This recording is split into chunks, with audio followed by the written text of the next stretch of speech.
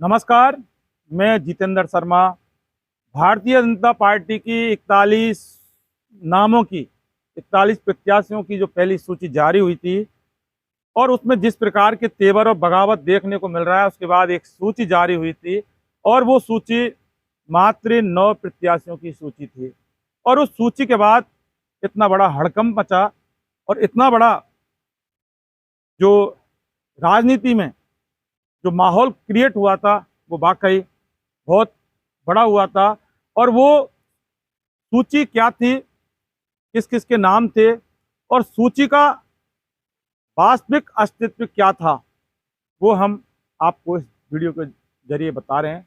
तफसील से आप इस चीज़ को देखें। जो सूची जारी हुई थी उसमें भाजपा से आशीष तिवारी नंबर 1, नंबर 2 शाहपुरा से मनीष यादव, नंबर 3 चौमू से रामलाल शर्मा और नंबर 4 जयपुर के सिविल लाइंस सीट से रेखा राठौड़, नंबर 5 सांगानेर जयपुर से अरुण चतुर्वेदी, नंबर 6 बगरू से कांता सोनवाल, भीड़बाना से यानी नंबर 7 ओम दास जी, सरदारपुरा जो मुख्यमंत्री अशोक गहलोत की सीट है वहां से गजेंद्र सिंह शेखावत और नवी सिर्फ सीट से रविंदर सिंह भाटी। ये 9 नाम और ये 9 सीटों से जो ये प्रत्याशियों की सूची जारी हुई थी, एक यानी कह सकते हैं कि काफी वायरल भी हुई थी। और इसको लेकर क्यों हड़कंप मचा था, दरअसल हम आपको बताते हैं, ये वो सूची नहीं थी जो भाजपा ने जारी की थी, ये वाकई एक फेक सूची थी। और सोशल मीडिया पर जब ये वायरल हो गई थी और जब भी भाजपा तक ये पहुंची तो भाजपा ने तुरंत एक्शन लिया और भाजपा का एक अलर्ट जारी हुआ था सोशल मीडिया अकाउंट पर, और उस पर भाजपा ने साफ लिखा फेक लिस्ट अलर्ट, यानी कि ये लिस्ट झूठी है। अब एक सबसे बड़ा सवाल ये पनप रहा है कि जो ये लिस्ट जारी हुई थी 9 प्रत्याशियों की और सेकेंड सूची के रूप में जारी हुई थी, उसमें पदाधिकारियों के सील, सिग्नेचर, साइन बिल्कुल उसी तरह से थे जो वाकई ओरिजिनल भाजपा की जो सूची जारी हुई थी। उसके टेक्स्ट, फॉन्ट, लाइनिंग और जो सील, विभागीय सील, आधिकारिक सील, वो आधिकारिक साइन, वो और एक एक जो यानी कह सकते हैं कि हूबहू कॉपी, यानी जो कॉपी होती है इस तरह से जारी हुई थी। और यानी कि जो राष्ट्रीय महासचिव अरुण सिंह के भी हस्ताक्षर उसी तरह से थे, दस्तखत उसी तरह से थे जो कि भारतीय जनता पार्टी करती है। अब एक बड़ा सवाल आ रहा है कि क्या इस तरह की सूची जो जारी हुई उसके पीछे क्या कोई साजिश है, या फिर वाकई ये क्यों जारी हुई थी, और कहीं ऐसा तो नहीं है कि इसको जारी करने के पीछे एक प्रोपोगंडा फैलाना या भाजपा को कमजोर या भाजपा में हड़कंप मचाना, क्या ऐसा था? और अगर ये सूची जारी हुई है तो इसके पीछे कौन है, यानी किसी ना किसी ने ये की है। और अब एक सबसे बड़ा सवाल अब ये यहाँ पैदा होता है, क्या भारतीय जनता पार्टी इसकी जांच करेगी कि ये सूची आखिर किसने वायरल की थी, किसने बनाई, सील कहाँ से आई, साइन किसने किए? ये बहुत बड़ा गंभीर मुद्दा है जो हम आपको बता रहे हैं। क्या भाजपा अब इस सूची की जांच बिठाएगी, आधिकारिक कमेटी बिठाएगी? क्योंकि इस सूची ने जिस तरह से एक हड़कंप मचा दिया था सियासत के गलियारों में, उससे एक बहुत बड़ा तहलका भी मच गया था।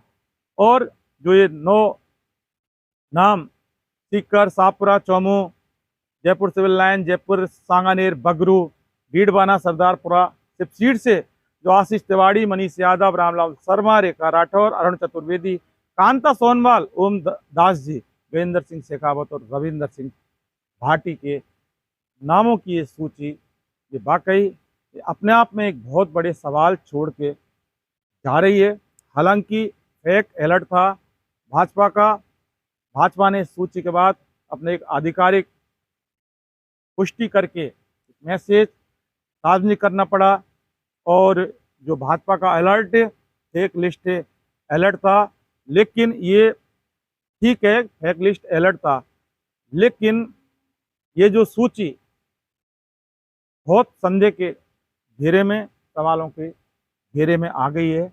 और इस सूची वाकई क्यों जारी हुई, किसने जारी की, इसकी जांच होनी चाहिए और पता लगना चाहिए, जनता के सामने आना चाहिए कि आखिर इस तरह की या कोई साजिश थी या कोई षड्यंत्र था या फिर कुछ असामाजिक तत्वों की ये गतिविधि थी, और या फिर ये बस से यूं ही जारी की गई, या इसके जारी करने के पीछे, इसको वायरल करने के पीछे कोई बहुत बड़ा राजनीतिक षड्यंत्र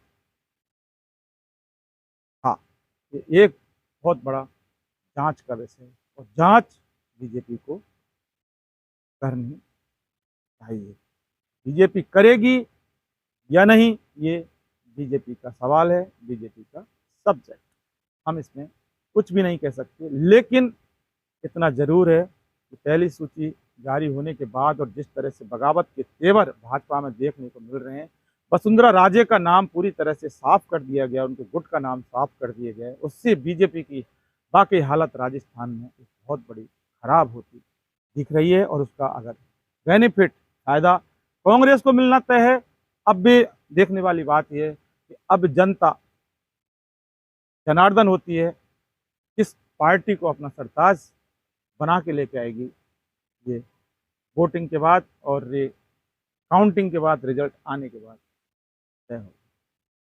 दोस्तों फिलहाल के लिए बस इतना ही। आपने हमारा चैनल सब्सक्राइब नहीं किया है तो फौरन कर लीजिए, नीचे बेल आइकन जैसी घंटी को जरूर दबाइए, जिससे कि हमारे वीडियो की नोटिफिकेशन आपको तुरंत मिल सकें और हम पल पल की जो अपडेट है वो हम आपको बताते रहें। क्योंकि अब हम चुनावी महासंग्राम की कवरेज भी करेंगे और विश्लेषण भी हम रोजाना करते रहेंगे, इसलिए आपको अपडेट होता रहे और आप हमारा ये वीडियो देख रहे हैं तो आप इस वीडियो को अपने परिचितों तक जरूर आगे फॉरवर्ड कीजिए, जिससे कि वो भी देख सकें। लाइक कीजिए, कमेंट कीजिए और हमारा वीडियो कैसा लगा ये जरूर कमेंट सेक्शन में।